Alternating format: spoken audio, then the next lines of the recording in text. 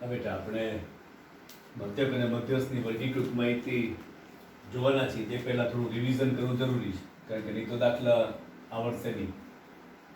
તો સૌથી પહેલાં આપણે લગભગ કિંમતો જોઈએ. લગભગ કિંમતો તો આપણે ખબર છે કે આ રીતે આપેલું હોય 8.6097, તો પોઈન્ટ પછીની ત્રીજી સંખ્યા 5 કે 5 થી વધારે છે તો એક ઉમેરાશે, 8.61. બીજું જોઈએ 10.0043, તો આપણે ખબર છે કે પોઈન્ટ પછી ત્રીજી કિંમત 5 કે 5 થી ઓછી હોય, અહીંયા 5 કે 5 થી વધારે હોય, અહીંયા 5 થી ઓછી હોય, તો કાંઈ ફેરફાર તો એને એ કિંમત લખાય છે 10.00. પછી વાત આવે છે સરવાળા બાદબાકીનો નિયમ. સરવાળા બાદબાકી નો નિયમ આ સાદુરૂપ આપવા માટે કામ આવશે મધ્યક અને મધ્યસ્થની અંદર. તો +6 +3 0 -8 આમ આપેલું છે. આનું આપણે સાદુરૂપ આપવું હોય તો પહેલા સમાન નિશાનીનો સરવાળો, તો અહીંયા આવશે +9. પછી અહીંયા -8 એક જ છે તો -8. પછી મોટી સંખ્યામાંથી નાની સંખ્યા બાદ કરવાની, 9 માંથી 8 જાય એટલે 1. અને પછી નિશાની જે સંખ્યા મોટી હોય એની આગળની નિશાની 9 ની આગળ પ્લસ છે તો અહીંયા +1. પછી ગુણાકારનો નિયમ, તો +6 ગુણ્યા -4 +3 ગુણ્યા +2 -8 ગુણ્યા -4 -3 ગુણ્યા +5 આ રીતે આપેલું છે. તો ગુણાકારના નિયમમાં ખબર છે કે જ્યારે બે નિશાની સમાન હોય ત્યારે એ બંને વચ્ચેનો ગુણાકાર હંમેશા ધન આવે. અહીંયા પ્લસ પ્લસ છે તો +3 દૂ 6 +6, અહીંયા માઇનસ માઇનસ છે તો 8 ચોક 32 તો +32. તો કોઈ પણ એક નિશાની માઇનસ હોય, કોઈ પણ એક નિશાની પ્લસ હોય તો એ બંને વચ્ચેનો ગુણાકાર માઇનસમાં આવે, ઋણમાં આવે. તો 6 ચોકે 24 તો -24, 3 × 15 -15. પછી આપણે વાત કરીએ આગળ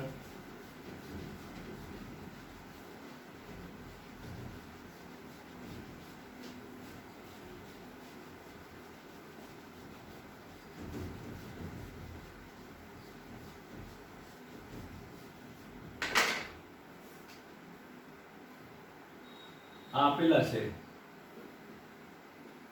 એ કાચા પ્રાપ્તાંકો છે એટલે એને અવર્ગીકૃત માહિતી કહેવાય છે. અવર્ગીકૃત માહિતી. પણ આમ આપેલું હોય 80 થી 84, 75 થી 79, તો આ છે એ વર્ગીકૃત માહિતી કહેવાય છે, કારણ કે એની અંદર નિશ્ચિત વર્ગ આપેલા, જોડ આપેલા છે. આ બધા સેપરેટ છે, વ્યક્તિગત છે, જ્યારે આ જોડમાં છે. 30 થી 40, 20 થી 30, 10 થી 30, 80 થી 89, 70 થી 79, 60 થી 69. તો બે પ્રકારના વર્ગ આપેલા છે. અહીંયા 30 થી 40, 20 થી 30, 10 થી 30, એનો અર્થ 10 થી 20. એનો અર્થ એ કે અહીંયા કોઈ પણ એક સંખ્યા બીજા વર્ગમાં પુનરાવર્તન પામે છે તો એ સતત વર્ગ છે, જે આપણે ખાલી જાણવા માટે છે, એ પૂછાતા નથી. 10 થી 20, 20 થી 30, 30 થી જાય, ત્યારે આ અસતત વર્ગ છે, કારણ કે એમાં કોઈ પણ રૂપાંતર પામતો નથી, પુનરાવર્તન પામતો નથી. અહીંયા 60 થી 89 સીધો 70, 79, 80, 89 અસતત વર્ગ કહેવાય. મોટેભાગે અસતત વર્ગ ધ્યાનમાં લેવાય છે. વર્ગ લંબાઈ એને I તરીકે ઓળખાય છે. આમાં આપેલું હોય 80 લીટી 84, એનો અર્થ કે 80 થી 84 ની સંખ્યાઓ, તો 80, 81, 82, 83 અને 84.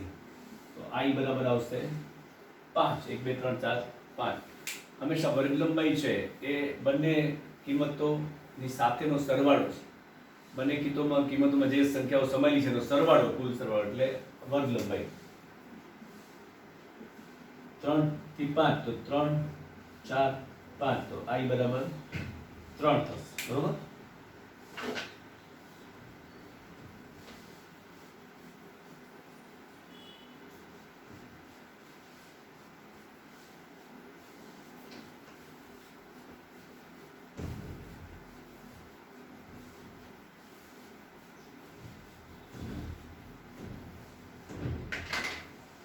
અહીંયા વાત કરીએ મધ્ય કિંમત. કેપિટલ એક્સ મધ્ય કિંમત બરાબર.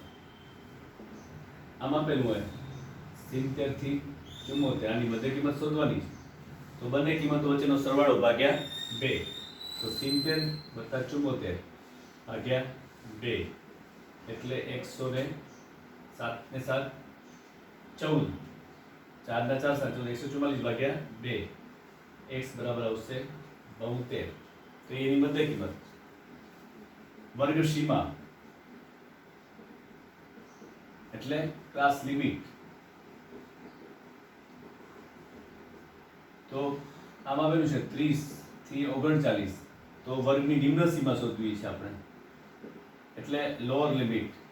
તો આપણે ખબર છે કે પહેલી સંખ્યામાં 0.5 બાદ કરવાનો છે, 30 - 0.5 એટલે 29.5 નિમ્ન સીમા. હવે ઉચ્ચ સીમા શોધીએ HL. તો બીજી કિંમતમાં 0.5 ઉમેરવાના, 39 વત્તા 0.5 39.5.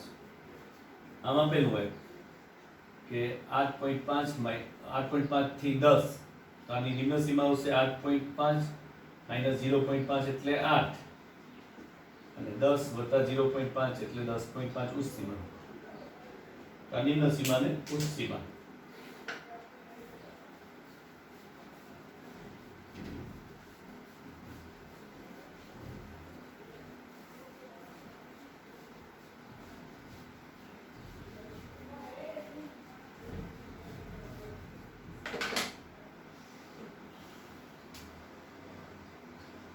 પછી આવશે આવૃત્તિ વિતરણ. તો આપેલું છે 9 7 6 5 4 7 3 6 7 8 10 5 4 3 2 0 6 9 7 5 8 7 6 5 4 4 4 3 4 2 7 6 5 3 2 6 8 7 9 10. આમાં પેલું છે. હવે આના ઉપરથી આપણે આવૃત્તિ વિતરણ તૈયાર કરવાનું છે. તો આવૃત્તિ વિતરણમાં વર્ગ આપેલો છે કે 3 થી 5 નો આવે એવી રીતે આપણે આવૃત્તિ વિતરણ શોધવાનું છે. 3 થી 5, 3 થી 5. નાનો પ્રાપ્તાંક જોઈએ કેટલો છે, તો એ 0 છે. મોટો પ્રાપ્તાંક કેટલો છે એ જોઈએ તો 10. તો આના વચ્ચે આપણે રમવાનું છે, 0 થી 10 વચ્ચે. આ આપણે એ જોઈએ તો વર્ગ, અહીંયા આવૃત્તિ ચિહ્ન, અહીંયા આવૃત્તિ f. વર્ગ લખી નાખી, 3 થી 5 નો વર્ગ લખી નાખી. દાખલા કે 3 થી 5 ઉપર જઈએ તો આના પછીની સંખ્યા લેવાની, 5 પછી એટલે 6 થી 8, 6 7 8, 8 પછીની સંખ્યા એટલે 9 થી 11. હવે નીચે ઉતરી તો 3 છે, અહીંયા 2, તો 0 થી 2. હંમેશા આપણે જ્યારે પ્રાપ્તાંકોની સંખ્યા છે એ વર્ગમાં ઉપર લઈ ત્યારે બીજી સંખ્યાને ધ્યાનમાં રાખી ઉપર એક મોટી સંખ્યા લેવાની એટલે 9 થઈ જશે, અને જ્યારે નીચે લઈ ત્યારે એની પહેલી સંખ્યાને ધ્યાનમાં રાખી એક બાદ કરવાના એટલે એ 2. 0 થી 2, 3 થી 5, 6 થી 8, 9 થી 11. હવે આપણે કિંમત મૂકતા જઈએ કે 9 થી 11 વચ્ચે કેટલી છે? 1 2 3 4 ને 5 છે. 1 2 3 4 5, અહીંયા આવશે 5. 6 થી 8 ને કેટલી છે? તો 1 2 3 4 5 6 7 8 9 10 11 12 13 14 15 ને 16 છે. 1 2 3 4 5, 1 2 3 4 5, 1 2 3 4 5 16. 3 થી 5 કેટલી છે? 1 2 3 4 5 6 7 8 9 10 11 12 13 14 15. 1 2 3 4 5, 1 2 3 4 5, 1 2 3 4 5 15. 0 થી 2 કેટલી છે? 1 2 3 4.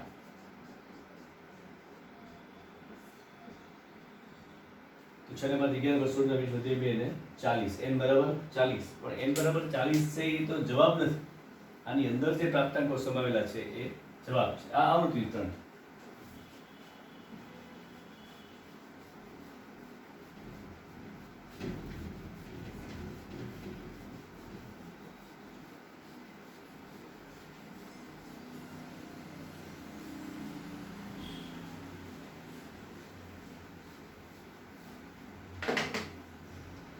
હવે મધ્યક અને મધ્યસ્થ હતો.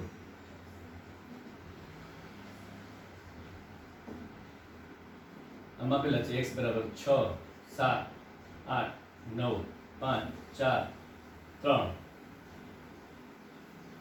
હવે આપણે આનો મધ્યક શોધો તો સિગ્મા x કુલ સરવાળો એ સૂત્ર છે x બાર બરાબર સિગ્મા x છેદમાં n. તો કેટલા છે આપણે સરવાળો કરી જોઈએ.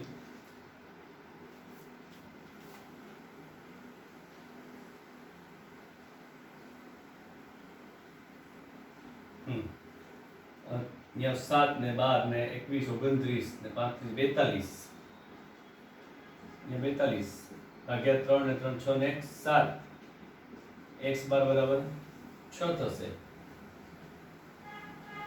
બરોબર. હવે આપણે મધ્ય સુધી ચડતા ક્રમમાં ગોઠવીએ. ચડતા ક્રમમાં ગોઠવતા તો ચડતા ક્રમમાં ગોઠવી તો શું આવશે? સૌથી પહેલા 3 આવશે, 3 પછી 4 આવશે, પછી 5 આવશે, પછી 6 આવશે, પછી 7 આવશે, પછી 8 અને 9. n બરાબર છે અહીંયા 7. હવે આપણે સૂત્ર મૂકીએ મધ્યસ્થ બરાબર n + 1/2 ની સંખ્યા 7 + 1 ભાગ્યા 2 8 ભાગ્યા 2 એટલે ચોથી સંખ્યા. ચોથી સંખ્યા કઈ છે? 6. મધ્યસ્થ બરાબર 6. હવે અહીંયા સુધી આપણે જોઈ ગયા હતા. હવે આપણે જે શીખવાનું છે મધ્યસ્થની અંદર અવર્ગીકૃત માહિતીમાં અપૂર્ણાંક સંખ્યાઓ એ ભેગા ભેગું જોઈએ, પછી આપણે વર્ગીકૃત માહિતીની વાત કરીએ.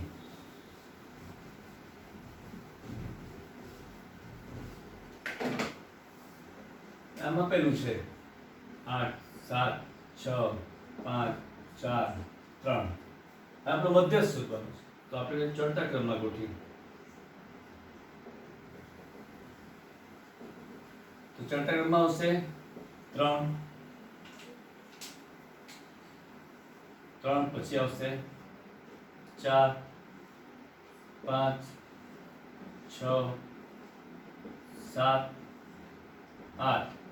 यहाँ n बराबर છે 6 છે. હવે મધ્યસ્થ સૂત્ર કે મધ્યસ્થ બરાબર n + 1/2 ની સંખ્યા. તો 6 + 1 ભાગ્યા 2 એટલે 7 ભાગ્યા 2 એટલે આવશે 3.5 મી સંખ્યા. હવે આ આવ્યું અપૂર્ણાંક સંખ્યા. હવે જ્યારે અપૂર્ણાંક સંખ્યાઓ આવે ત્યારે આપણે શું કરવાનું છે? જ્યારે અપૂર્ણાંક સંખ્યા આવે ત્યારે આપણે કઈ રીતે મૂકવાનું છે? તો કેટલાની સંખ્યા આવી છે ધ્યાન રાખો. 3 છે તો અહીંયા ત્રીજી સંખ્યા વત્તા એના પછીની સંખ્યા એટલે ચોથી સંખ્યા ભાગ્યા 2. અહીંયા 3.5 છે તો 3 છે તો ત્રીજી સંખ્યા વત્તા ચોથી સંખ્યા ભાગ્યા 2. તો ત્રીજી સંખ્યા બધી કઈ છે? તો એ 5. 5 + 6 ભાગ્યા 2 11 ભાગ્યા 2 એટલે આવશે 5.5 એ મધ્યસ્થ બરાબર આવશે. જ્યારે અપૂર્ણાંક સંખ્યાઓ આવે ત્યારે આપણે જેટલાની સંખ્યા આવી હોય એટલાની સંખ્યા અને એના પછીની સંખ્યાનો સરવાળો ભાગ્યા 2 કરવાનો છે. 3.5 છે તો 3 એટલે ત્રીજી સંખ્યા વત્તા ચોથી સંખ્યા ભાગ્યા 2. બરોબર? એ ત્રીજી સંખ્યા છે 5 અને ચોથી 6 તો એના ભાગ્યા 2 એટલે 5.5. પછી એ જવાબ આવશે. બીજો દાખલો જોઈએ.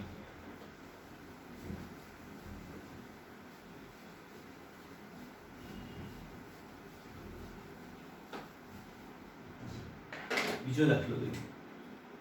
11 18 14 13 10 15 17 18. હવે આપણે ચડતા ક્રમમાં ગોઠવીએ.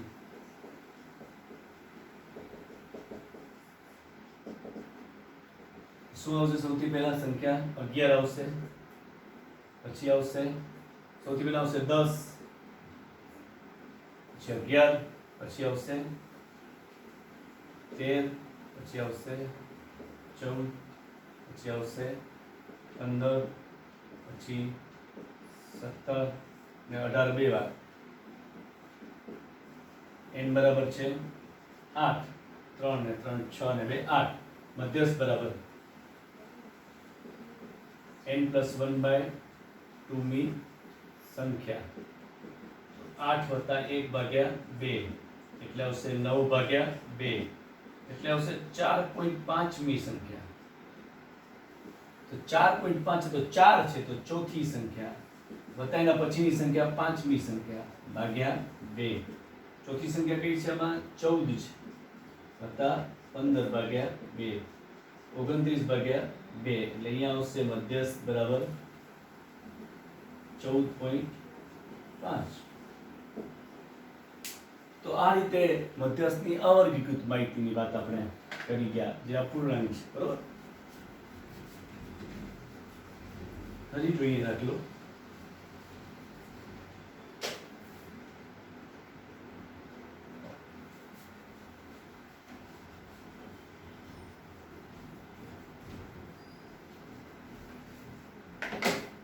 આમાં પેલું છે 101, 100, 108, 104. આમાં પેલું છે. તો હવે આપણે એને ચડતા ક્રમમાં ગોઠવીએ. તો આવશે 100, 101, 104, 108 અને n બરાબર 4. મધ્યસ્થ બરાબર n+1/2 મી સંખ્યા. એમ કેટલા છે? 4/2, 5/2 એટલે 5/2 આવશે 2.5 મી સંખ્યા. તો 2 છે તો આવશે બીજી સંખ્યા વત્તા એના પછીની સંખ્યા ત્રીજી સંખ્યા ભાગ્યા 2. બીજી સંખ્યા કઈ છે? 101 અને 104/2, 205/2, 205/2 એટલે કેટલા થશે? 205/2, 205/2 102.5. તો આ રીતે આપણે મધ્યસ્થની અવર્ગીકૃત માહિતીની અપૂર્ણાંક સંખ્યાઓ આપણે જોઈ ગયા. એટલે મધ્યસ્થની અવર્ગીકૃત માહિતીની બંને રીત આપણે શીખી ગયા છીએ. નોંધ કરીને લખી લેવાનું કે જ્યારે મધ્યસ્થની ગણતરી વખતે અપૂર્ણાંક કિંમત આવે ત્યારે જે સંખ્યા આવે છે એ સંખ્યાને એની પછીની સંખ્યાનો સરવાળો ભાગ્યા 2 કરવાથી એ કિંમત મૂળ કિંમત મળે છે. 2.5 હોય તો બીજી વત્તા ત્રીજી સંખ્યા ભાગ્યા 2. બરોબર. હવે આ લેખનું જોઈ લઈએ. પ્રયત્ન 1, 2, 3, 4, 5. ભૂલ 20, 8, 7, 10, 5. તો આલેખ કરી શકીએ. x 0, x dash, y dash. અહીંયા આપણે સ્કેલ લઈએ. x0 x ઉપર 1 સેન્ટીમીટર બરાબર 1. ભૂલ 1. પ્રયત્ન y0 y બરાબર આપણે અહીંયા લઈએ ભૂલ 5 લઈએ. x centimetre 5. ભૂલ અહીંયા આવશે પ્રયત્ન, અહીંયા આવશે ભૂલ 1, 2, 3, 4, 5. આપણે ભૂલ લઈએ અહીંયા 5, 10, 15, 20. પહેલા પ્રયત્નમાં 20 ભૂલ છે, 20 ભૂલ. બીજામાં 8 છે, બીજામાં 7 છે, ચોથામાં 10 છે, પાંચમામાં 5 છે. આ રીતે